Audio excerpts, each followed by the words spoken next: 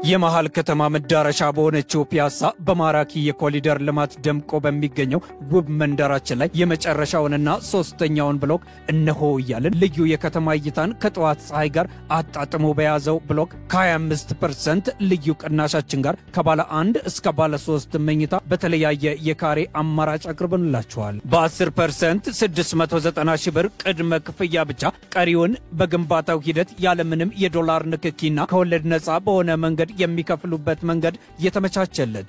ምን ይሄ ብቻ! እዛው ፒያሳ አድዋ ሚውዚየም ፊት ለፊት G+5 የገበያ ማዕከል በ3.9 ሚሊዮን ሙሉ ክፍያ እና በ900 ሺህ ብር ቅድመ ክፍያ የግሎት ያድርጉ። ጥራትና እምነት መገለጫው የሆነው ቴምር ሪል ስቴት ደንበኞቻችን ምስክሩ ናቸው። ለበለጠ መረጃና ለቢሮ ቀጠሮ ከታች ባለው ስልክ ይደውሉ። የአሉባልታዎች የሐሰተኛ መረጃዎች መበራከት የፈጠሩት አደጋ ላይ ትንሽ ሐሳብ እንለዋወጣለን ከአፈወርቅ ጋር። ሰሞኑን እንግዲህ በተለያዩ ጉዳዮች ላይ ሐሰተኛ መረጃዎች፣ አሉባልታዎች፣ ሌሎች ነገሮች እየወጡ መሆኑን አይተናልና ይሄ ምንድነው የሚያመላክተን ብለን በምሳሌና በማስረጃዎች ተደግፈን እናነሳለን። ዛሬ የአንደኛው የንግድና ቀጠናዊ ትስስር ሚኒስቴር ያወጣው መግለጫ ነው ወይም አስተያየቶች ናቸው። ሁለተኛ ሰሞኑን የነበረው የሲቪል ሰርቪስ ኮሚሽን የሰጠው መግለጫ ሰራተኛ ይቀነሳል የሚል መግለጫ በሚዲያዎች የተላለፈበት ነው። ሶስተኛ የኢትዮጵያ ሶሻል ዲሞክራቲክ ፓርቲ አሁን ድንገባ ስንል የተሰጠ መግለጫ አለ። ግለሰቧ ወይ ምክትል ሊቀመንበሯ በመሳተፏ ተዋራለች በሙሉ ስራ አስፈጻሚ የሚል ወጥቶ በኋላ ላይ ስራ አስፈጻሚ የወሰነው ሳይሆን አንድ ግለሰብ ነው የሚል የወጣ ነገር አይተናል። የትራምፕም ደግሞ አነጋጋሪ ሆኗል። ትራምፕ ህዳሴ ግድቡን አግዤዋለሁ ያለ ነው። ውሃም ይቀንሳል፣ የህዳሴ ግድቡ በአሜሪካ ገንዘብ ነው የሚል እኔ ኬስ እነዚህ አራት ነገሮች በጣም ብዙ ናቸው። ከዚህ ከሐሰተኛ መረጃዎች ጋር ካሉባልታዎች ጋር የተሳሰሩ ናቸው እና ኢን ጀነራል እናነሳለን። አፈወርቅ ግን ትንሽ ደቂቃ ልውሰድና የተወሰኑትን ሐሳቦች ላንሳ። ከዚህ ከንግድና ቀጠና ምንድን የሆነው ከሲቪል ሰርቪስ ምንድን የሆነው የሚለውን ስዕል መጀመሪያ ሰው ካለ ስዕል ብሰጣቸው ደስ ይለኛል። የንግድና ቀጠና ትስስር ሚኒስቴር ነዳጅ ያለ ዋጋ ይጨምራል በሚል እሳቤ ከፍተኛ ግርግሮች እየተፈጠሩ ነው።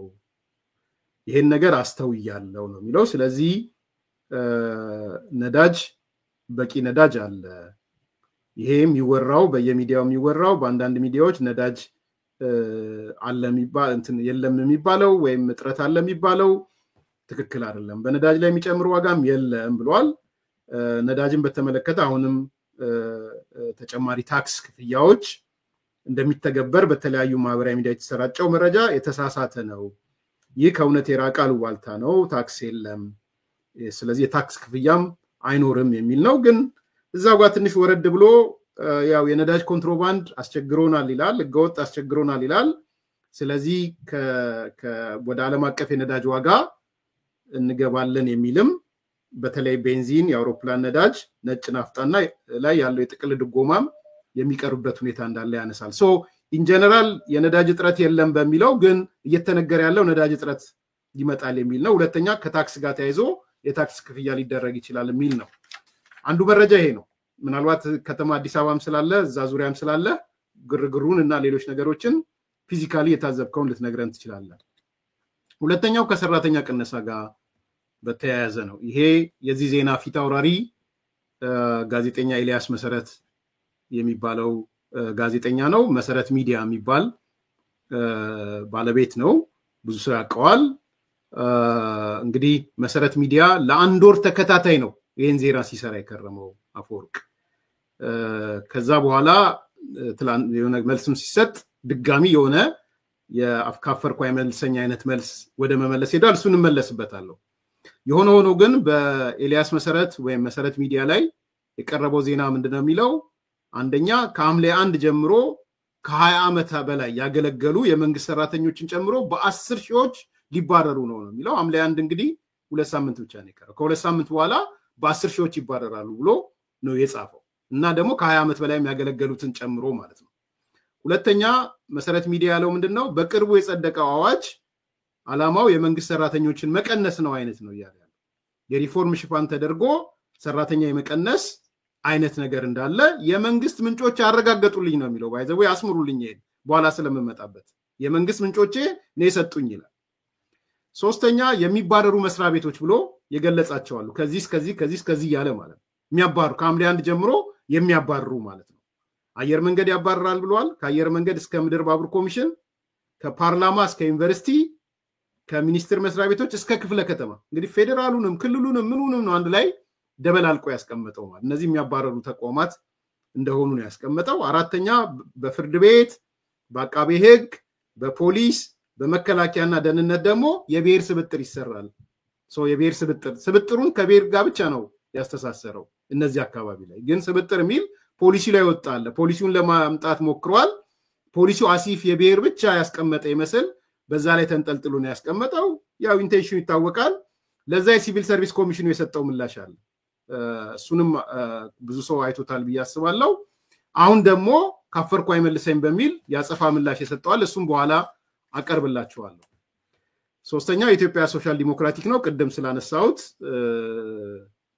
ተባረዋል የሚል ምክትል ስራ ሊቀመንበሯ ነበረ ከኃላፊነት ታግደዋል የሚል እንዳልታገዱ እንደውም መረጃውን ያሰራጨው አካል በህግ እየተፈለገ ነው የሚል ነገር አንስተዋል እንግዲህ ከነሱ ውስጥ ያለ አንድ ሰው ሊሆን ይችላል ስቂኙ ነገር አቶ ጀዋር መሐመድ እየሮጠ መጥቶ ዶክተር ራሄል ባፌ ባለፈው በተካሄደ የበይነ መረብ ትዕይንት ላይ ተሳትፈው መደመር ምን ያደርጋል ስላሉ ከፓርቲያቸው እንዲባረሩ ተደረገ አሉ አይ ቆዳው ስሱ አብይ ብሎ ኮዙንም የተባረሩትበት ምክንያቱም እሳቸው የተባረሩት መደመር ምን ያደርጋል ስላሉ ነው የተባረሩት ከፓርቲያቸው አይ ቆዳው ስሱ አብይ ይላል ይሄ አቶ ጀዋር የጻፈው ነው እንግዲህ የትራምፕንም ያው ብዙ ወይ ሌላ ጊዜ በደም እንሄድበታለን የትራምፕ ሰው የተቀባበለው ስለሆነ ኢን ጀነራል እንዴት ነው ያየኸው እንዲህ አይነት የሐሰተኛ መረጃዎች ወይም ደግሞ እንደዚህ አሉባልታዎች እየተንሰራፉ መሄዳቸው ምንድነው ውጤቱ የሚታየህ አፈወርቅ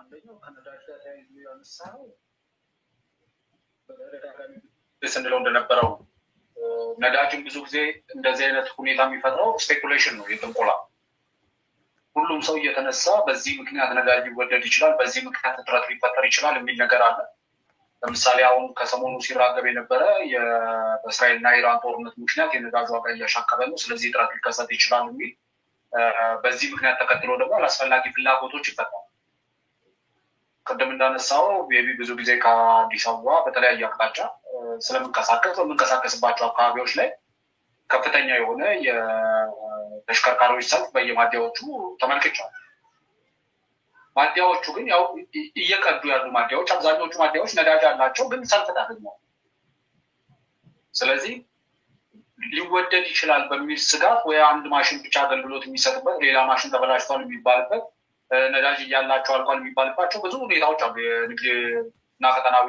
ትስስር ሚኒስቴር እንደ መግለጫው ላይ እንዳለው ማለት ነው ስለዚህ አንደኛው የኔ ያየሁት ነገር አዎ ከዚህ ለመውጣት ከፈለግን የግድ አቅርቦቱ መጨመር አለበት አቅርቦቱ እንዳይጨምር ማነቆ የሆነ ደግሞ ደሞር አቅርቦት ባቀረብክ ቁጥር ሞር መደጎም ይኖርባል ለምሳሌ ኮንትሮባንድ ይወጣል ሰዎች በተለያየ ምክንያት ይከዝናሉ ምናምን ልትል ይችላል እየደጎምክ ያመጣ እዛ ላይ ኦቨርፍሌት ካደረከውና ሰፕላዩን በጨመርከው ቁጥር ይሄን ወንጀል ቀንሳሉ ብለህ ካሰብክ አንተን ኮስት ያደርጋል ድጎማ እስካለ ድረስ ስለዚህ ብቸኛው አማራጭ በየማስበው ላይ አንደኛው ከድጎማ መውጣት አለበት ስለዚህ መንግስት ኦሬዲ በዚህ በሚቀጥለው ወራት ውስጥ ከድጎማ ስርዓቱ ይወጣል ስለዚህ በዚህ ከድጎማ በሚወጣበት ሰዓትና ከዓለም አቀፉ ገበያ ጋር ተመጣጣኝ የሆነ ዋጋ ከወጣለት ኮንትሮባንዱ ይቀንሳል ግን መንግስትም የፎሪን ኤክስቼንጅ የውጭ ምንዛሪ ጁላይ ባለው የውጭ ምንዛሪ እየገዛ አምጥቶ ገበያው ላይ በቂውን ምርት ወደ ገበያው ላይ ያስገባ ይችላል በቂውን ነዳጅ ምርት ወደ ገበያው ላይ ያስገባ ይችላል ስለዚህ በዚህ መንገድ መቆጣጠር ይቻላል ብዬ ነው ማስበው ኢን ዘ ሎንግ ፊውቸር ደግሞ ፕራይቬታይዝ ማድረግ የሚያስፈልግ ወይም ደግሞ ፕራይቬት ሴክተሩ ኢምፖርት የማድረግ እድል ሊሰጠው ይገባል። መንግስት ብቻ ሳይሆን ፕራይቬት ሴክተሮችም ነዳጅን ኢምፖርት አድርገው ለህዝቡ ማሰራጨት የሚችሉበትም አግባብ መፈጠር አለ። ስለዚህ ገበያው የሚፈልገው ነዳጅ አለ። አሁን ብዙ ሰው ለምሳሌ ዋጋው ተወዷል፣ እንደዚህ ሆኗል። በብላክ ማርኬቱ ነዳጅ አገሪቷ ውስጥ ለምሳሌ በተለያየ መንገድ የሚሸጡ ነዳጆች አሉ። እነዛ ነዳጆች ኦልሞስት ከዋጋው በደብል ዋጋ ነው የሚሸጡት። 100 ምናምን ብር ነው ወደ 250 ብር 300 ብር ድረስ 1 ሊትር የሚሸጥባቸው አካባቢዎች አሉ። በተለይ ከአዲስ አበባ ትንሽ ወጣ እያልክ ቤት ቁጥር በሊትር 300 ብር ድረስ ነው ነዳጅ እየተሸጠ ያለ። ያንንም ነው አጣው ሰው እየተንገላታ። ማዲያዎች ናቸው ይህን ነዳጅ በህገወጥ መንገድ አውጥተው በህገወጥ መንገድ የሚሸጡ። ስለዚህ አንድ ቁጥጥሩ ማጥበቅ ያስፈልጋል። መንግስት ድጎማውን አንስቶ በበቂ ሁኔታ ነዳጅ የሚገባበትን ሁኔታ መፍጠር አለበት። ኢን ዘ ሎንግ ረን ደግሞ ፕራይቬታይዝ ማድረግም አለበት ብዬ አስባለሁ። ወይም ደግሞ ፕራይቬት ሴክተሩ በነዳጅ ኢምፖርቴሽን ውስጥ ተሳትፎ እንዲያደርግ ማድረግ ይጠበቅባቸዋል። እነዚህ ሀሰተኛ መረጃዎችን ማሰራጨት እንግዲህ ኢንጀነራል ማየት ፉል ፒክቸሩን ማየት ነው የሚሻለው። እየቆነጠርን ከምናያቸው በተለያየ መንገድ ሀሰተኛ መረጃዎች እየተሰራጩ ያሉበት ወቅት በባለፈው ፕሮግራማችን እንዳልነው ውሸታችንን አዋተን እውነትን ስራ ላይ ስላሉ ሁሉም በየአቅጣጫው በግለሰብም በቡድንም በድርጅትም ውሸቱን እያዋጣ ነው። እውነት ለመስራት ውሸት እያዋጡ ሁሉ ምክንያቱም በጤና ባለሙያዎች ተሞከረ፣ በመምህራንን ለማነሳሳት ተሞከረ፣ የጸጥታ ሰራተኞችን ለማነሳሳት ተሞከረ፣ ወታደሮችን ለማነሳሳት ተሞከረ፣ ፖሊሶችን እንደዚህ የመንግስት ሰራተኞችን የግል ድርጅቶችን ለማነሳሳት ተሞከረ። ስለዚህ ይህንን አሁን ሁሉም የሚሞክረው የየራሱ በቃ ከስራችሁ ልትባረሩ ነው፣ እንደዚህ ልትደረጉ ነው የሚል መረጃ የሚመጣው ውሸት ከማዋጣት አንፃር። ምክንያቱም እንደ ቢያንስ እኮ ኤክስፒሪየንስ የሆኑ ከ20 ዓመት በላይ ያገለገሉ ሲባል እኮ ዌል ኤክስፒሪየንስ የሆኑ ሰዎችን ከቢሮክራሲው እያስወጣ ነው ማለት ነው። ማንን ለመጥቀም? በለዛው በጣም ብዙ ሪስፖንሲቢሊቲ ቤተሰብ በማስተዳደር በምናም ካያቸው ብዙ ሪስፖንሲቢሊቲ ያለባቸው እነዚህ ሰዎች ልትባረሩ ነው ብለህ ስጋት ስትፈጥር የሆነ ነገር ሀገሪቷ ውስጥ መፍጠር አስበሃል ነው። ስለዚህ የውሸት መረጃዎችን በየአቅጣጫው የሚያሰራጩት ሰዎች የሚያሰራጩበት ምክንያት ብዬ ነው የምወስደው። አንደኛው አሁን አንድ ትልቅ ዘመቻ ተጀምሯል። ዘመቻው ውሸት አዋጥቶ እውነት የመስራት ዘመቻ። ስለዚህ ሁሉም በግለሰብ ደረጃም በቡድን ደረጃም በድርጅት ደረጃም ውሸቱን እያዋጣ ነው። ለምሳሌ አንዱ ይነሳና እኚህ ሴት ከፓርቲያቸው በዚህ ምክንያት ተባረሩ ይላል። በአንድ በኩል ፓርቲያቸው ስራ አስፈጻሚ ተሰብስቦ ነው ያሰናበታቸው ይላል። በአንድ በኩል ደግሞ ጠቅላይ ሚኒስትሩ ስስ ቆዳ ስላላቸው ነው የተሰናበቱት ይላል። በአንድ በተመሳሳይ እንትን ላይ ነው ይሄንን እንዴት ሆኖ? ምክንያቱም ፓርቲው በስራ አስፈጻሚ ወስኖ አሰናበታቸውም ብለን ጠቅላይ ሚኒስትሩ ቆዳቸው ስስ ስለሆነም ነው ብለን አትችልም። ሁለተኛው ነገር ደግሞ አብዛኞቹ ከሀገሮች እዚህ እንትን ላይ የተሳተፉ ሰዎች እዚህ የተንቀጠቀጠ መድረክ ላይ የተሳተፉ ሰዎች አብዛኞቹ ጠቅላይ ሚኒስትሩ በጠቅላይ ሚኒስትር ጽሕፈት ቤት በጋበዟቸው በጠሯቸው የፖለቲካ ፓርቲዎች ስብሰባ ላይ አብዛኞቹ ተሳተፉ። ኢህአፓ ነበረ፣ እናት ፓርቲ ነበረ፣ የእሳቸው ሶሻል ዲሞክራቲክ ፓርቲ ነበረ፣ አይ ቲንክ የአቶ ግርማ በቀለ ፓርቲ እንደሆነ ባላስታውስም እሳቸውም ነበሩ። መንግስት በዚህ ላይ መሳተፋቸው ባይወደው ምንም ለማድረግ ፍላጎት እንዳልነበረው እኛ በተደጋጋሚ የሀገሪቷን ሕግ ጥሰዋል። እኔ በተደጋጋሚ ብያለሁ። ለምሳሌ በብሪጅም በአዲስ ኮምፓስም ላይ ቀርቤ እኚህ ሰዎች የሀገሪቷን ሕግ ጥሰዋል። የትኛውን ሕግ? መደበኛ ሕግና ብቻ ለሚጣው ሕገ መንግስቱን ይጣስ። ሕገ መንግስታዊ ስርዓት አለ፣ ስልጣን የሚቀየርበት መንግስት የሚቀየርበት ሕገ መንግስታዊ ስርዓት ከሆነ ውጪ ከሕገ መንግስታዊ ስርዓት ውጪ መንግስት የመቀየር እንቅስቃሴ ከሚያደርጉ ቡድኖች ጋር ነው የተወሰነ የተወያዩት። ሕገ መንግስታዊ ባልሆነ መንገድ እንዴት ስርዓት ይቀየራል? አንድ ሚዲያ ላይ ሰምቻለሁ። የትኛው አሸባሪ ተብሎ የተፈረጀ ቡድን ስላለ ነው ከአሸባሪዎች ጋር ተሰበሰቡ የተባሉት የሚል ነገር አስተው ለምሳሌ ኦሮሞ ነጻነት ሰራዊት ብሎ ራሱን የሚጠራው ነክሸኔ ብሎ መንግስት የሚጠራው ቡድን እነሱ አሸባሪ ድርጅት ተብሎ አልተፈረጁም። ዋናው መሰረታዊው ነገር አሸባሪ ከሚባል ድርጅት ጋር ተወያይታችኋል ብቻ ማለት ነው።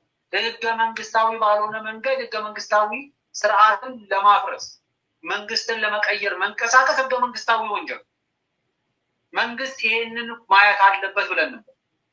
ጠቅላይ ሚኒስትሩ ግን እነዚህ መድረክ ላይ የተሳተፉ ሰዎች ሳይቀር በመድረኩ ላይ አሳትፈው በመድረኩ ላይ ተገኝተው ዋናው መሰረታዊ ነገር የውሸት መረጃዎች የሚሰራጩት አሁን ወቅቱ ውሸትን አዋጥቶ እውነት መሰል ትርክት መፍጠር ስለዚህ የዛ አካል አድርጌ ነው የማየው። በጣም ጥሩ ሐሳብ የሚመስለኝ ውሸትን አዋጥተን እውነትን እንስራ በአጠቃላይ ያለ ነገር ነው። the whole trend ነው። በቃ ውሸት ይዋጣና ህዝባዊ እውነት ይፈጠራል። በዛ ህዝባዊ እውነት ላይ ድለቃ ይጀመራል። ይሄ ነው the whole trend ያለው። ግን ስፔሲፊክ ያረኩበት ምክንያት መገለጫ አምጡ ቢባልም ማምጣት ስለሚቻል ነው። የነዳጁን ዝርዝር ነገር ስላነሳ ሌላ ጊዜም አቋምህን አቀዋለው ግን ሰብሲዲ ላይ ደግሞ እኔ የተለየ አቋም እንዳለኝ ታውቃለህ። ሰብሲዲ መኖር አለበት ብዬ ማምን ሰው ነኝ። በምን ይሁን የትኛ ይሁን እንዴት ይሁን ከዚህ ማርኬቱ እንዴት ኮንትሮል እናርገው ከዚህ ኮንትሮባንዱ እንዴት ኮንትሮል እናርገው ካልሆነ በጣም አደጋ ይመጣል ብዬ ከሚያስቡት ሰዎች ነኝ። የዚህ ድጎማው መቅረት ማለት in any case እሱን ለጊዜው እናቆየውና ታክስ ተጨመረ እንዲተጨመረ እጥረት ኖረ የሚባለው ግን ውሸት መሆኑን ተቋሙ ገልጿል። ስለዚህ እንደ አንድ ኢንፎርም ማድረግ ያለብን ነገር ስለመሰለኝ ነው። ከዚህ ከወይዘሮ ዶክተር ራሄል ጋር በተያያዘ እንግዲህ ስራ አስፈጻሚው ተሰበሰበ ተብሎ ነው መረጃ የወጣው። በኋላ ላይ እንደሰማነው አንድ ግለሰብ ነው የሚል ነገር ተነስቷል። ራሷ ወይዘሮ ራሄል ላይ የዚህ ዲደብሊው የደቼቬሌም ያወጣው ዜና ይሄን ነው የሚለው። ሐሰተኛ መግለጫ እንደወጣበት ሶዴፓ አመላከተ ብለው የኢትዮጵያ ሶሻል ዲሞክራቲክ ፓርቲ ሶዴፓ ስራ አስፈጻሚ ኮሚቴ የፓርቲው ምክትል ሊቀመንበር ከኃላፊነት አገደ በሚል በተለያዩ ማህበራዊ መገናኛ ዘዴዎች የወጣው መግለጫ ከእውነት የራቀ ነው ሲሉ ፓርቲው አስታወቀ። መረጃውን ያሰራጨው አካል በህግ እየተፈለገ መሆኑንም አንድ የሶዴፓ ስራ አስፈጻሚ ገልጸዋል የሚል ተጠቃሏል። ስለዚህ አንዳንድ ጊዜ የሚመቸን ነገር ከዛ በኋላ ቶሎ ብለን ሌላ ኒውስ አሁን ጀዋርን በመጥላት ወይ በመናማ አይደለም ያመጣው ዲክሬት ስቶሪ በቃ ምንም ጥያቄ የለውም። ስቶሪ ክሬት አረጋው ቀጥታ ሼር አርጎ ይሄ ቢሆን እኔ አላመጣውም ነበር። በቃ አይቷል ማስ ሚዲያ ላይ ስላየ ይሄ ነገር ብሎ ሊመጣ ይችላል። ግን የራሱን እውነት ፈጠረ ጀዋር ምን የሚል እውነት ፈጠረ? ዶክተር ራሄል ባፌ የታገደችው አገዛዝ አንቀጥቅጥ ስብሰባ ላይ ስለተሳተፈች ነው አለ። ይሄው እሱ የኔ አይደለም ያልኩት። ዶክተር ራሄል ባፌ ባለፈው በተካሄደው የበይነ መረብ ትዕይንት ላይ ተሳትፈው መደመር ምን ያደርጋል ስላሉ ከፓርቲያቸው እንዲባረሩ ተደረጋሉ። አይቆዳው ስሷቢ ብሎ የጻፈው አቶ ጀዋር ነው። ስለዚህ ፋክቶቹ ሌላ እውነት ደግሞ አቶ ጀዋር እየፈጠረ ያለው ነው። እኚህ ሰው በበይነ መረብ ስለተሳተፉ ነው ወይ መደመር ምን ያደርጋል ብለው ስለተናገሩ ነው ወይ? ይሄ የተፈጠረልን እውነት ነው እንድንረዳ ለካ የተባረሩት ተብሎ እንዲታይ ማለት እና ከጠቅላይ ሚኒስትሩ ጋር ተሳስሮ ሁሉ ነገር እንግዲህ መንገዶቹ ወደ ጠቅላይ ሚኒስትሩ ስለሚያመሩ ወደዛ ጎትተን እንሰደው የሚል ነው። አንድ ኢምፖርታንት ነገር ያነሳው እኔም ገርሞኛል። አንዳንዶቹ የጠቅላይ ሚኒስትሩ ስብሰባ ላይ ነበሩ፣ በአደባባይ ታይተዋል። አንድ የህብር ነው ምናምን ይባል የሆነ አንድ ሰው አይቻለሁ። እሳቸው እዛ ላይ ነበሩ፣ እዛም ስብሰባ ላይ አይቻቸዋለሁ፣ የጠቅላይ ሚኒስትሩ ስብሰባ ላይ። የሆነ ሆኖ እኔ መንግስት እንዲህ አይነት ስብሰባ ላይ ስለተገኙ ምናምን እያለ በጣም እንጭፍጫፊ ጉዳዮች ውስጥ መግባት አለበት ብዬ አላምንም። ግን ይሄ ቀጣይነት ያለው ነገር ከሆነ በተለይ ከሽብርተኝነት የተፈረጀም ይሁን ይህ ህገ መንግስታዊ በሆነ መንገድ መንግስትን ለመጣል የሚካሄድ እንቅስቃሴ የሚሆን እነዚህ ሰዎች ሀገር ቤት ምርጫ ቦርድም ሲመዘገቡ በኢትዮጵያ ህግ መሰረት እንቀጥላለን ብለው ስለተመዘገቡ ህጉን ማክበር አለባቸው አለቀ ሌላ ነገር እኮ አይደለም የአሜሪካ ህግ ስለሆነ የአውሮፓ ህግ ምናምን እንዲህ ስለሚል አይደለም በኢትዮጵያ ህግ መሰረት እንቀጥላለን ነው ያሉት የኢትዮጵያን ህግ አክብረዋል አላከበሩም ነው ጥያቄ የሚሆነው የሆነ ግን እንዲህ አይነት ሌላ ህዝባዊ እውነት ሲፈጠር ነው ትንሽ ማለት የምፈልገው እዚህ ኤልያስ መሰረት ላይ ኤልያስ እንግዲህ አይ ዶንት ኖ ያፎርቅ እኔን ተከታትለ ከሆነ ዲቴይል ፕሮግራም የሰራው እኔ ነኝ እንደው ለሰውን ግልጽ ለማድረግ ከወር በፊት ስቶሪውንም ግልጽ ላድርገው ከወር በፊት ዜና ይዞ ይወጣል ሰራተኛ ሊቀነስ ነው የሚል ዜና ይዞ ወጣ ያኔ እኔ ሲቪል ሰርቪስ ኮሚሽንም ሰዎች አሉኝ እንደ መንግስት ኃላፊዎች መጠይቃቸው ከዛ ውጭም ያሉ መንግስት ሰዎች ይሄ ነገር ኮንሰርን ስለሚያደርገኝ መጠይቃቸው አለ ጠየቅኳቸው ፖሊሲውስ እንደዛ ነው ወይ ሪፎርሙስ እንደዛ ነው ወይ ሰራተኛ የመቀነስ ሐሳብ ነው ወይ ያለው then ፖሊሲውንም ልከው ኦብጀክቲቭ ይሄ ነው ምናምን ዛ ዲቴይል ውስጥ አልገባም አሁን መጥቻ ቀረብኩኝ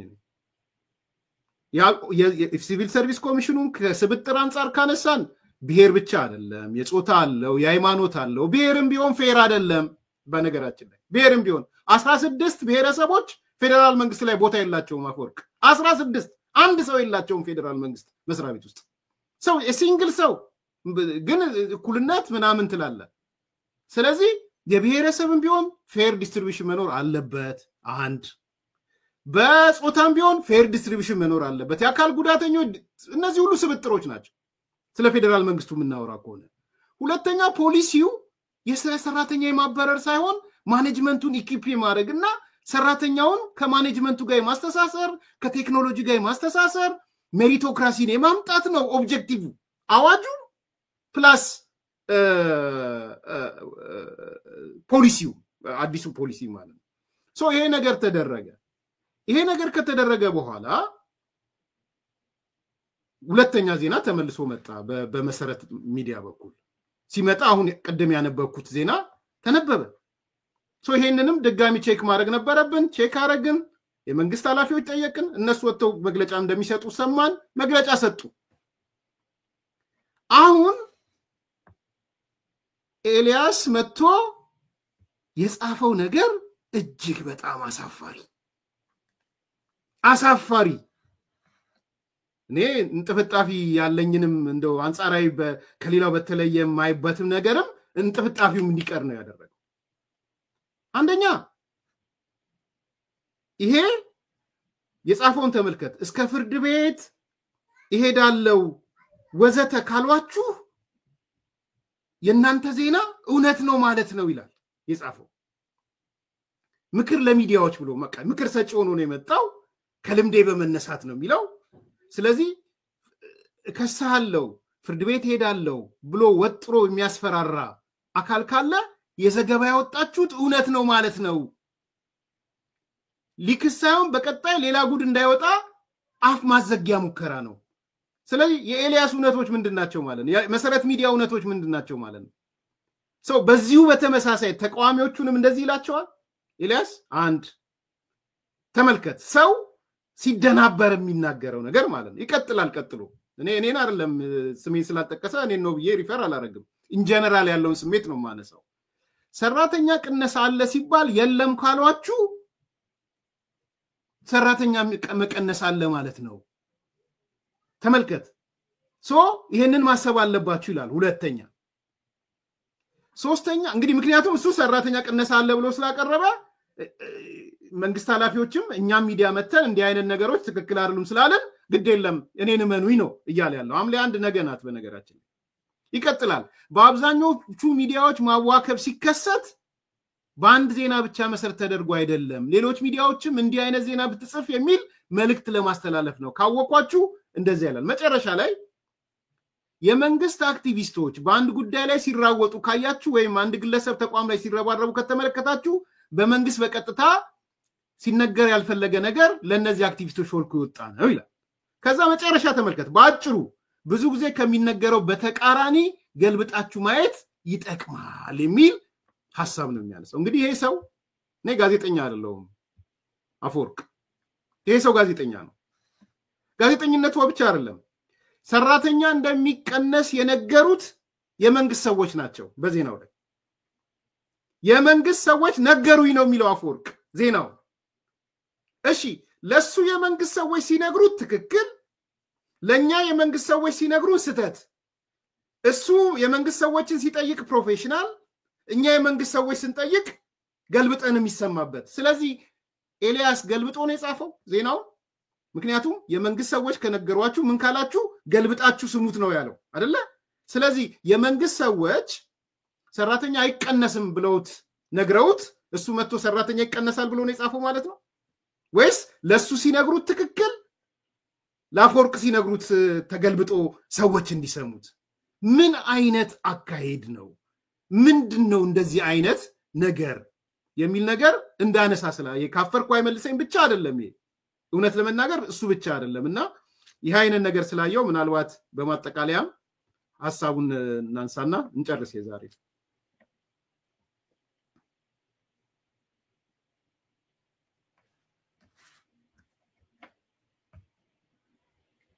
አይ ቲንክ እውነቱን ለመናገር ብዙ ጊዜ የምናነሳው ጥያቄ ነው አይደለም? አሁን እነዚህ ሰዎች ለነሱ ማይሰራ ህግ አላቸው ኦዲየንሳቸው እንዲተገብርልው የሚፈልጉት። አሁን ለምሳሌ ገልብጦ መስማት አለባችሁ ሲሉ እነሱ ያንን የመፈጸም ግዴታ የለም። ብዙ ጊዜ አሁን ለምሳሌ ይሄንን ቲቪ አትዩ፣ ይሄንን እዩ፣ ይሄን መረጃ አትቀበሉ፣ ይሄንን ተቀበሉ ብሎ ይመርጡላቸው ለኦዲየንሳቸው። አሁንም የሚያደርጉት እንደዛ። ይሄ አሁን ለምሳሌ ይሄን እንዴት አድርገን በምን መስፈርት ነው ይሄን ሰው ጋዜጠኛ ብለን የምንጠራው? ምክንያቱም ጋዜጠኛ ማለት መረጃን ከተቀበለበት አንጥቶ ለህዝብ ማድረስ ማለት የተሰጠውን መረጃ ገልብጣችሁ ስሙ ማለት ፖለቲካ ነው፣ የፖለቲካ ፕሮፓጋንዳ ነው። ለዚህ ነው ኦሬዲ እነዚህ ሰዎች የጋዜጠኝነት የምናምን አካል አይደሉም፣ የውሸት አዋጭ አካሎች፣ ውሸት ማዋጣት ይፈልጋሉ።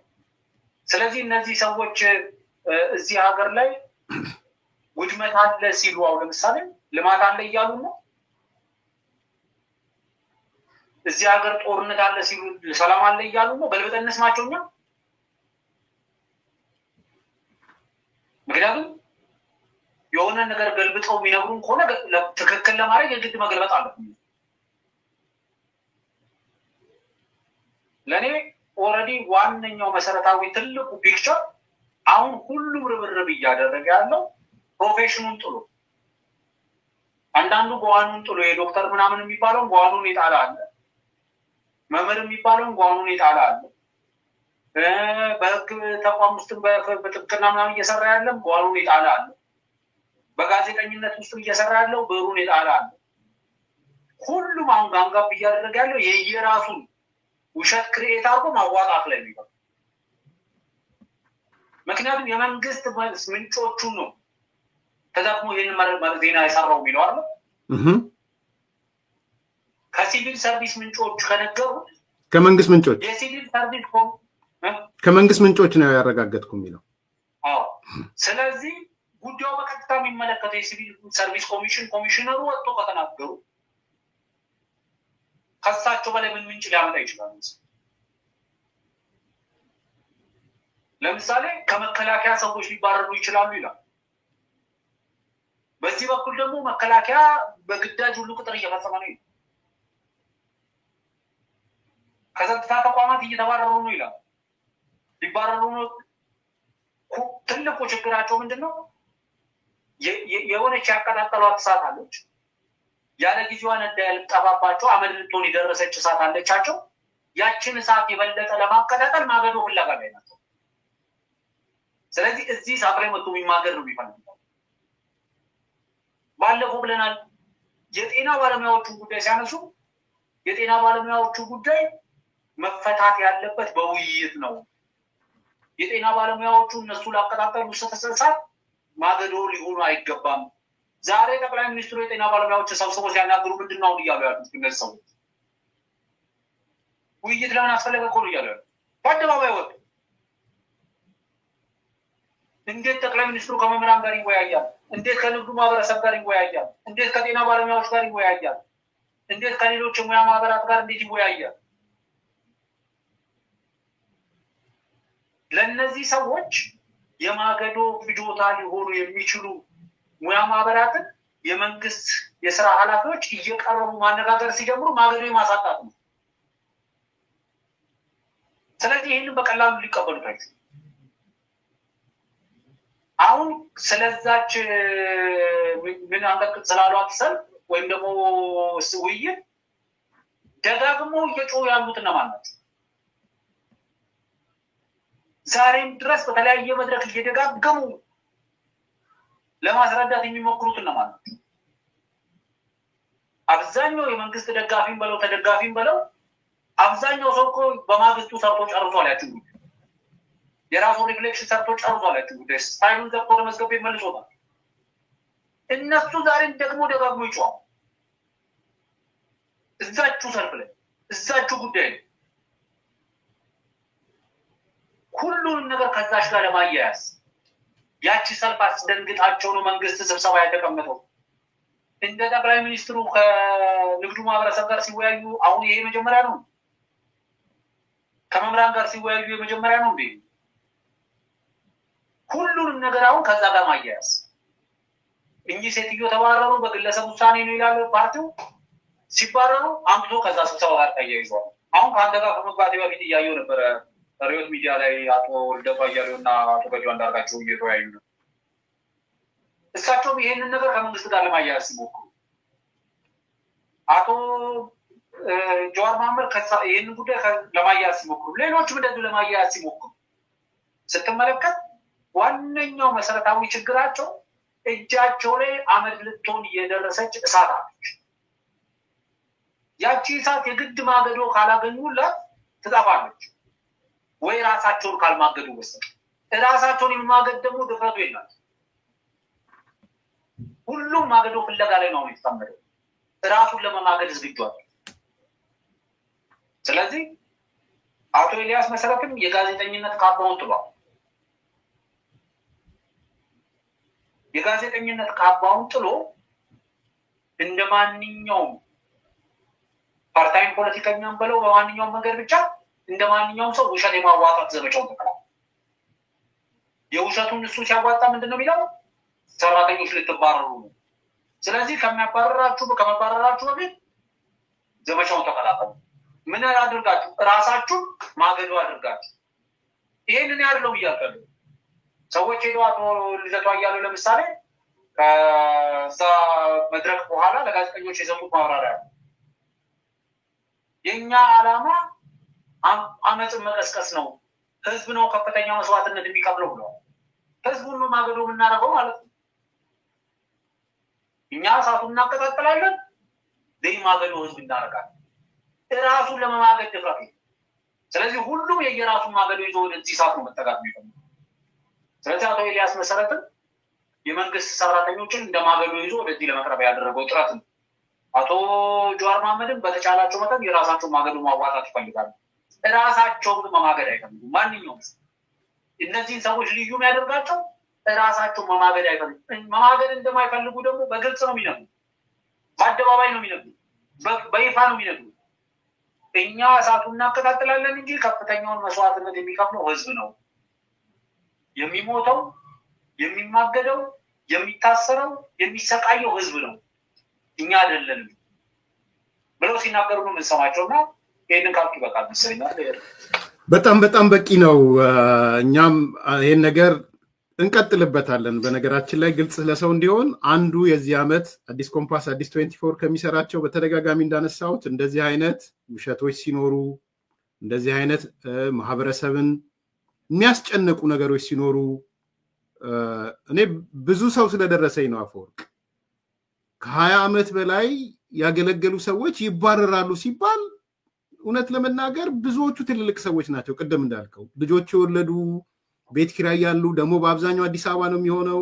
ቢኮዝ የፌደራል መስሪያ ቤቶች ለነገሩ እሱ ደበላልቆ ነው ፌደራል ምንድነው ክልል ምንድነው የሚለውንም አለማወቁ ራሱ አስገርሞኛል። ክፍለ ከተማ የአዲስ አበባ ጉዳይ ነው። አዲስ አበባ ሰራተኛ አባረራለሁ ካለና ፌዴራል የተለያዩ ናቸው አላማው። እሱን ራሱ ድብልቅልቅ ስላረጋው ያው ከኪሱ የተወለደች ዜና መሆኗ ግልጽ ነው። ግን በማህበረሰብ ደረጃ 10 ሺዎች ይባረራሉ ብለ 20 ሺህ 30 ሺህ 99 ሺህ ድረስ ማለት ነው 10 ሺዎች ማለት ስታስቀምጥ ለአንተ ከባድ ላይሆን ይችላል። ለከተማ ውስጥ ቤተሰብ ላለው ሰው ግን በአንድ ሰው ብታስብ አዲስ አበባ በአንድ ቤተሰብ በአንድ ሰራተኛ 5 ሰው ነው የሚሰላው። 10 ሺህ ብታባረር 50 ሺህ ሰው ነው ጎዳና የሚወጣው። 50 ሺህ ብታባረር 250 ሺህ ሩብ ሚሊዮን ሰው ነው ጎዳና የሚወጣው። ይሄ ነው እውነቱ። ሽብር ነው።